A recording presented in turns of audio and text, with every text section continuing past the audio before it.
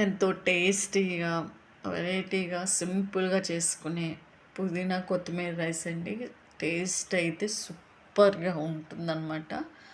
ఈ విధంగా మనం ట్రై చేసి ఇంట్లో పెట్టామంటే చాలా చాలా ఇష్టంగా తింటారండి. హాయ్ అండి అందరికి. ఈరోజు వీడియో ఏంటంటే ఎంతో టేస్టీగా చేసుకునే పుదీనా కొత్తిమీర రైస్ అండి. దానికి నేను 2 గ్లాసుల వరకు వాటర్ తీసుకొని బియ్యాన్ని శుభ్రంగా కడుక్కొని గంట పాటు నానబెట్టుకుందామండి పక్కన. పెట్టుకున్న తర్వాత దీంట్లోకి మనము పుదీనా, కొత్తిమీర, దీంట్లోకి పచ్చిమిర్చిని కూడా తీసుకుందాము అండి. కావాలంటే మీరు అల్లం వెల్లుల్లి కూడా తీసుకుని వేసుకోవచ్చు. నేను అల్లం పేస్ట్ మాత్రం వేసాను. వీటిని మనం మిక్సీ జార్లో వేసుకుందామండి. పుదీనా వేసుకున్న తర్వాత కొత్తిమీర కూడా వేసేసుకొని, పచ్చిమిర్చి కూడా వేసుకొని వీటిని మనం మిక్సీ చేసుకుందామండి. మిక్సీ చేసుకొని పక్కన పెట్టేసుకుందామండి. పక్కన పెట్టుకొని ఒక రైస్ కుక్కర్లో నేను చేశానండి. రైస్ కుక్కర్లో గిన్నె పెట్టుకొని దాంట్లోకి 3 లేదా 4 టేబుల్ స్పూన్ వరకు నెయ్యిని వేసుకుందామండి. నెయ్యి లేని వాళ్ళు నూనెని కూడా వేసుకోవచ్చు అనమాట. దీంట్లోకి మనము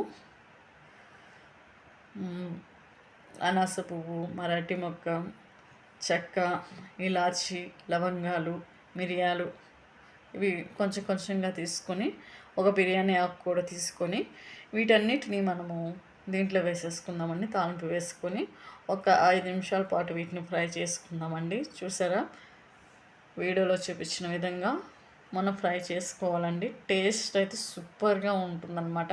ఎప్పుడూ చేసుకునే బగారా రైస్ కాకుండా, పలావ్ రైస్ కాకుండా ఇలా డిఫరెంట్గా చేసాము అంటే చాలా చాలా ఇష్టంగా తింటారనమాట. సింపుల్గా మనం తయారు చేసుకోవచ్చండి. చూసారా, 5 నిమిషాల తర్వాత చూస్తే ఈ విధంగా ఉంటుంది. మరొక నిమిషం పాటు మనం ఫ్రై చేసుకుందామండి. ఫ్రై చేసుకున్న తర్వాత మనం ముందుగా మిక్సీ చేసుకున్న కొత్తిమీర, పుదీనా కూడా వేసేసుకొని వీటిని కూడా 2-3 నిమిషాల పాటు ఫ్రై చేసుకుందామండి. ఈ ఫ్రై అయ్యేటప్పుడు కొంచెం కలర్ చేంజ్ అవ్వాలండి. మాడిపోకుండా మనము నిదానంగా తిప్పుకోవాలన్నమాట. వీడియోలో చూపించిన విధంగా దీంట్లోకి మనము 1 టేబుల్ స్పూన్ వరకు అల్లం వెల్లుల్లి పేస్ట్ కూడా వేసాను అండి. అల్లం వెల్లుల్లి పేస్ట్ కూడా వేసేసుకొని వీటిని ఒక్కసారి మనం తిప్పేసుకున్నాము అంటే ఒక 5 నిమిషాల తర్వాత చూసారా 5 నిమిషాల తర్వాత రెడీ అయిందండి. దీంట్లోకి మనము వాటర్ వేసుకుందామండి. మనము 2 గ్లాసులు తీసుకున్నాము కదా రైస్, 2 గ్లాసులకి 4 గ్లాసుల వరకు వాటర్ వేసుకుందామండి. ఎందుకంటే నేను మామూలు రైస్ తీసుకున్నాను, బాస్మతి రైస్ తీసుకోలేదు. ఒకవేళ మీరు బాస్మతి రైస్ తీసుకుంటే ఒకటికి గ్లాసున్నర వాటర్ వేసుకోవాలండి. 2 గ్లాసులు తీసుకుంటే 3 గ్లాసుల వరకు వాటర్ వేసుకోవాలి. ఇవి ఇంట్లో మనం రెగ్యులర్గా వాడుకునే రైస్ కాబట్టి నేను 4 గ్లాసుల వరకు వేసాను. వేసుకున్న తర్వాత దీన్ని మనం ఒక్కసారి తిప్పుకుందామండి. వీడియోలో చూపించిన విధంగా ఈ విధంగా తిప్పుకుందామండి. తిప్పుకున్న తర్వాత దీంట్లోకి 2 టేబుల్ స్పూన్ వరకు సాల్ట్ని కూడా వేసుకుందామండి. చూసారా, సాల్ట్ని కూడా వేసేసాను. సాల్ట్ని వేసి ఒకసారి మళ్ళీ మనం తిప్పుకుందామండి. సాల్ట్ని వేసి తిప్పుకున్న తర్వాత మూత వేసి 5 నిమిషాల తర్వాత చూస్తే నీళ్ళు చూసారా ఎలా మరుగుతున్నాయో. మనం ముందుగా నానబెట్టుకున్న రైస్ని కూడా దాంట్లో వాటర్ తీసేసి ఈ యొక్క మరుగుతున్న నీటిలోకి రైస్ని కూడా వేసేసుకుందామండి.